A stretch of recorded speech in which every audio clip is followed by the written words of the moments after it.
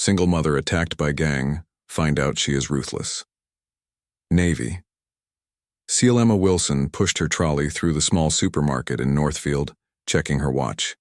She had 30 minutes before she needed to pick up her 8-year-old daughter Lucy from school. The quiet life of a hospital administrator kept her busy, but she loved the routine she had built since moving to this seaside town 3 years ago. Nobody in Northfield knew about Emma's past. Before becoming a mother, she had served 10 years in the Royal Navy's most elite Special Forces unit. Only 4 women had ever completed the brutal training, and Emma had been the first. Her colleagues had nicknamed her the Ghost for her ability to appear and disappear during missions without a trace. That life ended when Emma met David, a kind doctor working with military veterans. They fell in love, married, and had Lucy. When David died unexpectedly from a heart condition, Emma decided to leave military service. She wanted Lucy to have at least one parent guaranteed to come home every night. "Mrs. Wilson, lovely to see you," called Mr. Parker from behind the bakery counter. "Save the last cinnamon bun for Lucy. No, it's her favorite." Emma smiled warmly. "You're too kind, Mr. Parker. She'll be thrilled." The bell above the shop door jingled. 3 men entered wearing dark clothes and unfriendly expressions. Emma noticed them immediately. Her training had made observation second nature. The tallest man had a knife poorly hidden in his jacket. The others kept their hands in their pockets, suggesting they might be armed too. Mr. Parker's friendly smile disappeared. His face went pale. "Everyone stay calm," announced the tall man. "This is a simple business matter." The few shoppers froze. An elderly woman clutched her handbag tightly. A young man by the milk cooler stepped backwards. "Mr. Parker," continued the leader, leaning over the counter, "you missed your payment this week. Mr. Grayson doesn't like that." Emma recognized the name. Richard Grayson led a gang that had recently moved into the area. Stories about demands for protection money had spread through town. "Please," Mr. Parker whispered. "Business has been slow. I just need another week." The tall man shook his head. "Not how this works." He nodded to his friends, who started moving toward the back of the shop. Emma quietly placed her basket down. She assessed the situation with practiced precision. 3 men, possibly armed, 7 civilians in the shop, multiple exit points. "Excuse me," she said, her voice surprisingly calm. "I think you should leave." The 3 men turned, noticing Emma properly for the first time. The leader laughed. "Mind your own business, lady," he warned. "This doesn't concern you." Emma checked her watch again. 25 minutes until school pickup, plenty of time. "Actually," she replied, stepping forward, "I live in this town. That makes it my business." The leader's smile vanished. He moved toward Emma while his companions circled around. "Last chance to walk away," he threatened. Emma sighed. She had worked so hard to build this normal life. To be just Emma Wilson, single mother and hospital worker. Not Lieutenant Wilson, decorated Special Forces operator. But some skills couldn't be forgotten. What happened next stunned everyone in the shop. Emma moved with lightning speed and precision. Her body reacted from muscle memory built through thousands of training hours. The first man reached for his knife, but found his arm twisted painfully behind his back. The second rushed forward only to meet Emma's perfectly timed kick. The leader pulled a gun, but before he could aim, Emma had disarmed him with a move taught only to elite military personnel. In 45 seconds, all 3 men were on the floor, groaning in pain. The gun was dismantled. The knife kicked far away. "Mr. Parker," Emma said calmly, "please call the police." The baker stared at her with wide eyes and a dropped jaw. "Who are you?" whispered the leader from the floor. Emma looked down at him. "Just a mom who's late for school pickup." The police arrived quickly. As Emma gave her statement, she realized her carefully constructed normal life had just changed forever. Her secret was out. The whole town would know by morning. Walking to the school, Emma wondered how this would affect Lucy. Would the other children treat her differently? Would parents be afraid to let their kids visit their home? As these thoughts swirled in her mind, Emma turned the corner and saw her daughter, waiting on the school steps. Lucy's face lit up when she spotted her mother, and she ran forward with open arms. Emma caught her in a tight hug, suddenly certain that whatever came next, they would face it together. Single mother attacked by gang, find out she is ruthless. Navy SEAL news about Emma's confrontation at Parker's Market spread through Northfield like wildfire. By morning, everyone knew that quiet Emma Wilson, hospital administrator and single mother, had taken down 3 of Richard Grayson's men using military-grade combat skills. Emma walked Lucy to school the next day with a tight knot in her stomach. Parents whispered and stared as they passed. Some nodded respectfully. Others pulled their children closer. "Mummy, why is everyone looking at us?" Lucy asked, her small hand gripping Emma's tightly. Emma squeezed back. "Something happened yesterday. Love, I had to help Mr. Parker when some bad men came to his shop. Did you use your special skills?" Lucy knew her mother had been in the military but didn't understand what that really meant. "Yes," Emma admitted, "and now people know about it." Mrs. Thompson, Lucy's teacher, approached them at the school gate. "Emma, could I have a quick word?" Emma braced herself. Would Lucy be asked to leave school? Would they think her dangerous by association? To her surprise, Mrs. Thompson grabbed both her hands. "Thank you," she whispered. "My brother owns the bookshop on High Street. Those men visited him last week. He's been terrified." Throughout the day, Emma received similar messages. The florist sent flowers to the hospital where she worked. An elderly patient revealed that his son's fishing boat had been damaged after refusing to pay Grayson's men. By afternoon, Inspector James Bell from Northfield Police requested a meeting. "I'm not pressing charges against those men," Emma said when she arrived at the station. "I just wanted them gone." Inspector Bell looked embarrassed. "Actually, Mrs. Wilson, we released them this morning. Mr. Grayson has connections, but that's not why I asked you here." He pushed a folder across his desk. Inside were photos of Richard Grayson meeting with well-dressed men at expensive restaurants and hotels. Grayson moved here 6 months ago. Since then, drugs have poured into our community. 3 businesses have burned down after refusing his protection. We can't prove anything. Emma closed the folder. "What does this have to do with me?" "We need help," Bell admitted. "You clearly have training we don't. The community respects you." "I'm a single mother, not a vigilante," Emma protested. Bell nodded. "I understand, but people are scared. You've given them hope." Walking home, Emma felt watched. At the corner near her small cottage, a black car idled. The window rolled down, revealing Richard Grayson himself, a handsome man in his 40s with cold eyes. "Mrs. Wilson," he called pleasantly. "May I offer you a ride?" "No, thank you," Emma replied, continuing to walk.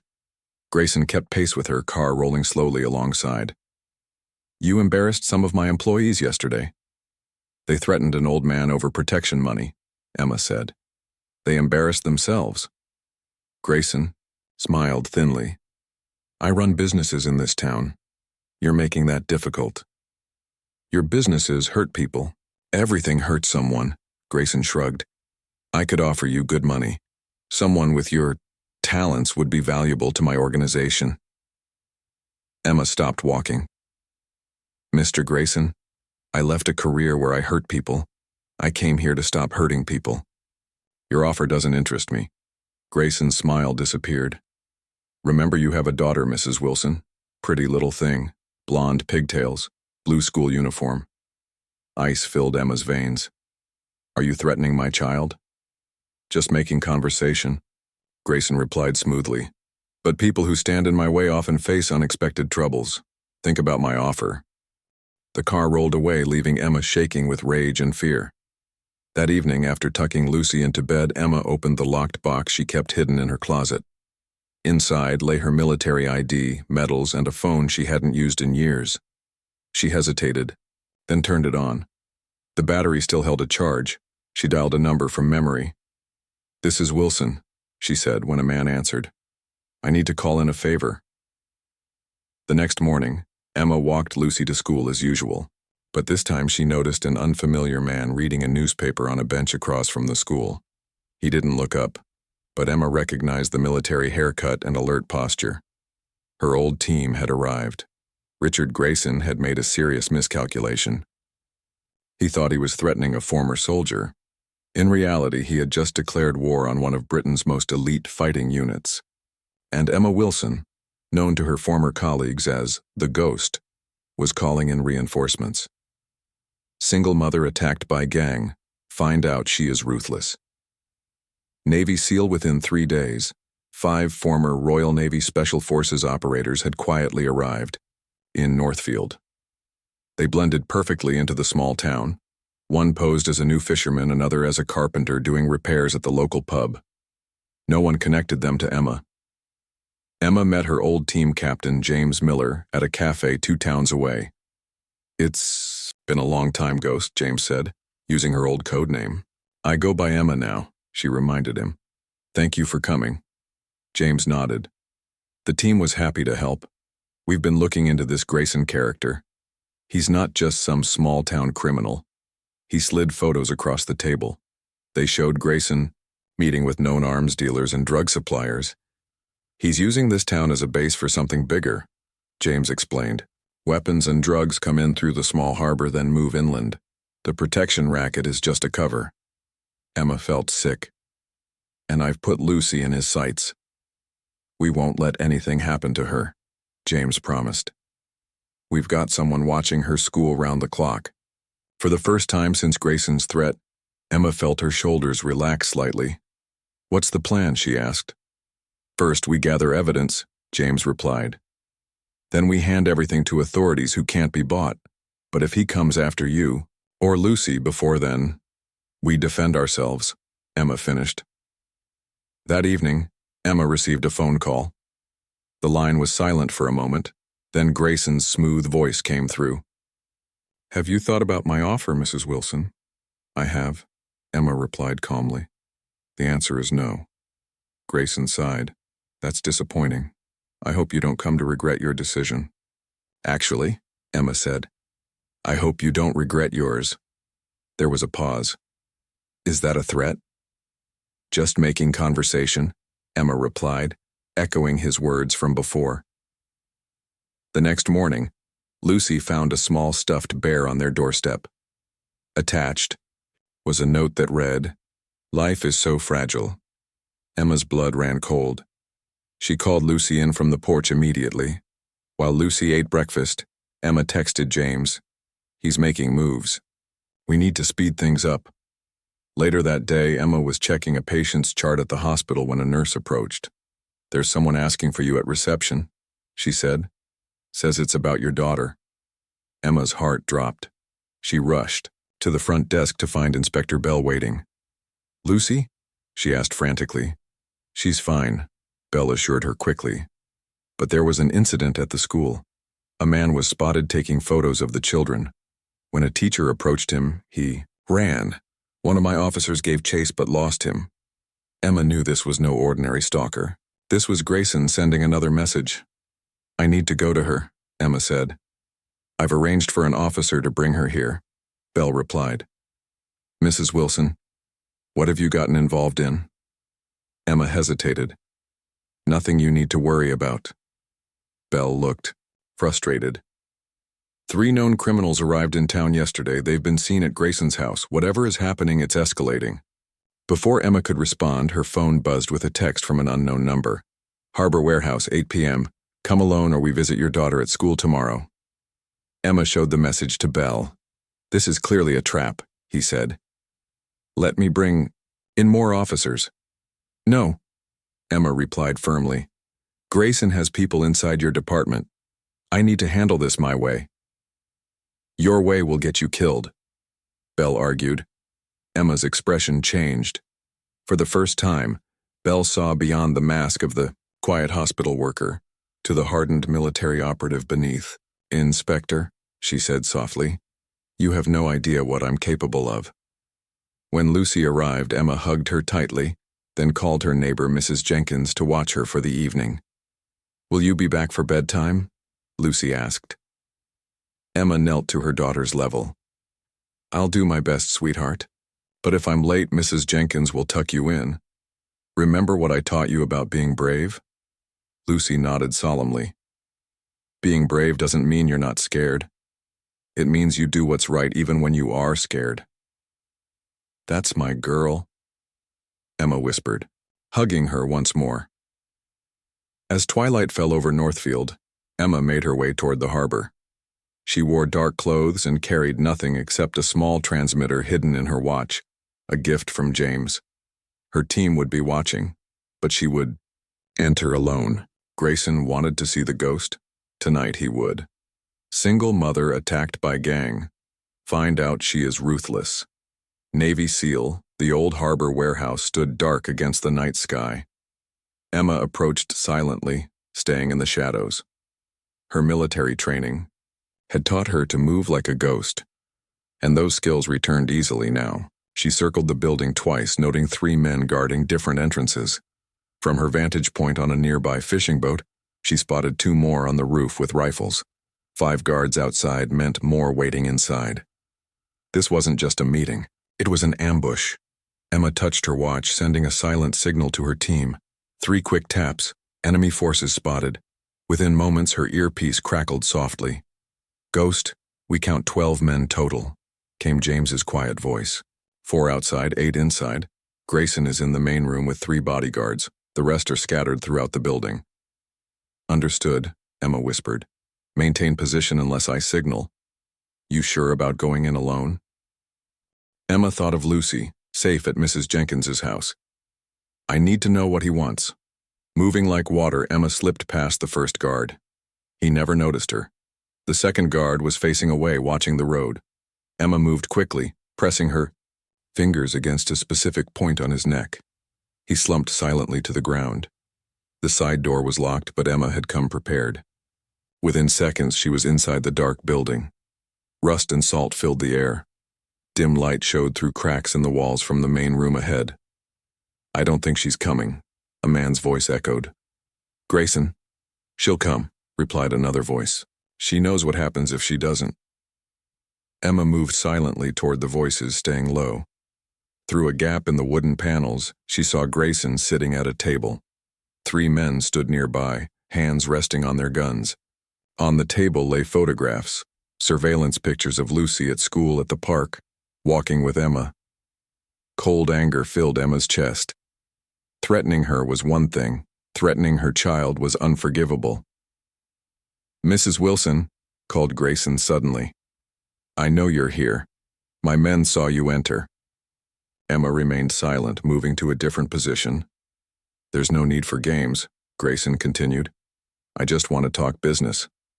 Emma slipped through a doorway and climbed quickly onto a stack of old crates. From this height, she could see the entire room. What business involves threatening a child? Emma finally spoke, her voice echoing from the shadows. All 4 men spun around, searching for her location. "Insurance," Grayson replied smoothly, recovering quickly. "I needed you to take my invitation seriously." "I'm here," Emma said. "What do you want?" "Your skills," Grayson explained. "Former special forces with your reputation could be very valuable. I have operations that require someone with your specialized training." "I told you before," Emma replied. "I don't hurt people anymore." Grayson laughed. "Everyone hurts someone, Mrs. Wilson. In your military career, how many people did you hurt for Queen and country? At least with me, the pay is better." "The difference," Emma said, "is that I protected innocent people. You prey on them." "Spare me the morality," Grayson sneered. "Here's my offer. Work for me and your daughter stays safe. Refuse and, well, accidents happen." Emma had heard enough. She pressed her watch twice, the signal to move. "Mr. Grayson," she said calmly, stepping into the light at last. "You made 3 mistakes. First, you threatened my child. Second, you assumed I came alone." In that moment, the warehouse doors burst open. James and 2 other former Special Forces soldiers entered with weapons drawn. The remaining team members had already silently neutralized the guards outside. "And your third mistake?" Grayson asked, suddenly pale. "Assuming I needed help at all," Emma replied. What happened next was over in seconds. Emma moved with breathtaking speed and precision. The first bodyguard reached for his gun but found himself on the floor before his hand touched the weapon. The second managed to fire a shot. That went wide before Emma disarmed him with a move that left his arm hanging uselessly at his side. The third barely had time to register what was happening before Emma's perfectly timed strike rendered him unconscious. Grayson scrambled for a gun on the table, but Emma was suddenly beside him, twisting his arm behind his back. "How?" he gasped. "You're just a mother," Emma finished for him. "Who happened to be one of the deadliest special operatives in British military history." James approached with handcuffs. "Richard Grayson, you're under arrest for trafficking, extortion, and conspiracy to murder." "You can't arrest me," Grayson sputtered. "You're not police." "No," agreed a new voice. Inspector Bell walked in, followed by officers in tactical gear. "But I am. And unlike the officers you bribed, I work with a specialized task force. We've been building a case against you for months." Emma released Grayson to the police. Bell nodded at her respectfully. "Your friends called us in," he explained. "The evidence they gathered is impressive." As Grayson was led away, he glared at Emma. "This isn't over." Emma looked him directly in the eyes. "For you, it is. Single mother attacked by gang. Find out she is Ruthless Navy SEAL." The morning after Grayson's arrest, Northfield felt different. People walked taller. Shop owners opened their doors without fear. Children played freely in the park. Inspector Bell had kept Emma's direct involvement quiet, telling reporters only that a special operations team assisted local police in bringing down a major criminal network. Emma sat at her kitchen table drinking tea when a knock came at her door. Lucy was still asleep upstairs, exhausted from the excitement of yesterday when Emma had returned home safely. James and his team stood on her doorstep. They were dressed in civilian clothes, ready to leave town. "Mission complete," James said, with a smile. "Grayson's network is falling apart. His suppliers have scattered. The evidence we gathered will keep him locked away for decades." "Thank you," Emma said, stepping aside to let them in. "I couldn't have done this without you." "You would have found a way," James replied. "You always do." They spoke quietly about next steps. Most of the team would return to their lives, but James had news. "I've been talking to some contacts," he said. "There's a position open with a private security firm that specializes in protecting families escaping domestic violence. They need someone to train their staff. Someone with your skills." Emma raised an eyebrow. "I have a job. A life here. A job where you save lives one patient at a time." James nodded. "But this would let you save many more. And you could stay in Northfield. Work mostly from home. Be with Lucy." As they talked, Lucy came downstairs in her pajamas. She stopped when she saw the visitors. "Are these your soldier friends, Mummy?" she asked. Emma smiled. "Yes, love. They helped us with the bad men." Lucy studied them seriously. "Thank you for keeping my mummy safe." The tough soldiers melted under her gaze. One of them reached into his pocket and pulled out a small pin-shaped, like an anchor, the symbol of their unit. "Honorary member," he said, handing it to Lucy. After the team left, Emma took Lucy to the beach. They built sandcastles as Emma thought about James's offer. For years she had tried to bury her past, to be just Emma Wilson, not Lieutenant Wilson, but perhaps both sides of her could exist together. "Mummy," Lucy said suddenly. "Billy at school said you're a hero. Are you?" Emma looked at her daughter. "What do you think makes someone a hero?" Lucy thought hard. "Helping people who can't help themselves." "Then I think lots of people are heroes," Emma replied. "Doctors, teachers, even Mr. Parker when he saves your favorite cinnamon bun." Lucy giggled. "But you helped the whole town." "I did what I could," Emma said, "with help from my friends." "Could you teach me?" Lucy asked. "Not to hurt people, but To be strong like you? Emma pulled her daughter close. Being strong isn't just about fighting, love. It's about standing up for what's right. And yes, I can teach you that. 2 weeks later, Emma started her new job. 3 days a week, she still worked at the hospital. The other 2, she trained security personnel to protect vulnerable families. On weekends, she began teaching a free self-defense class at the community center. Women from all over the county came to learn. Mrs. Thompson, Lucy's teacher, was one of the first to sign up. After what happened with Grayson, I realized how helpless I felt, she admitted. I never want to feel that way again. Lucy attended a special children's class where Emma taught basic safety and confidence skills. To Emma's surprise, Inspector Bell volunteered to help. Your daughter will grow up knowing both sides of you, he told Emma, the protector and the healer. That's a powerful legacy. 6 months later, Emma received a letter from prison. Grayson had written, I underestimated you. Won't happen again. Emma showed the letter to Bell, who promised to increase security at the prison. That night, Emma checked on Lucy as she slept peacefully, then went to the window. Outside, the quiet streets of Northfield were safe again. Emma no longer needed to hide who she was. She was a mother, a nurse, a former Special Forces operative, and a teacher. All these parts made her whole. In trying to silence her, Grayson had instead helped her find her voice. Sometimes the greatest strength comes not from hiding who you are, but from embracing every part of yourself, even the parts that scare you. Emma had learned this lesson the hard way. Now she would teach it to others, starting with the brave little girl asleep upstairs who already understood what it meant to be a hero.